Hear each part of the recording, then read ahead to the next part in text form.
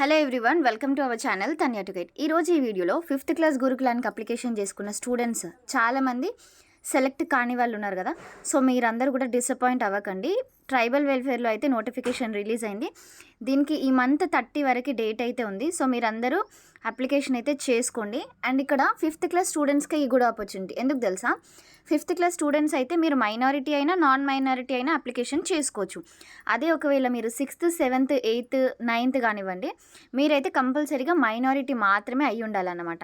So 5th class students don't miss this opportunity. ఎందుకంటే మీరు already select కాలేదు అని బాధపడుతూ ఉంటారు కదా. సో మంచిగా యూటిలైజ్ చేసుకోండి ఆపర్చునిటీని. అండ్ ఛానల్ ద్వారా నేను అప్లికేషన్ చేస్తే 50 రూపీస్ అయితే తీసుకుంటున్నాను. మీ డీటెయిల్స్ అయితే సెండ్ చేయాలి. ఆధార్ కార్డు అండ్ అలాగే మీ స్టడీ సర్టిఫికేట్, మీ యొక్క ఇన్కమ్ సర్టిఫికేట్, క్యాస్ట్ సర్టిఫికేట్, మీ సిగ్నేచర్, మీ పాస్పోర్ట్ సైజ్ ఫోటో అయితే మా వాట్సాప్ నెంబర్కి సెండ్ చేసి 50 రూపీస్ పే చేసిన స్క్రీన్ షాట్ కూడా పెట్టండి. మేము అప్లికేషన్ చేసిన అప్లికెంట్ ఫామ్ కూడా ఉంటుంది కదా, అది మీకు మళ్ళీ షేర్ చేయడం అయితే జరుగుతుంది.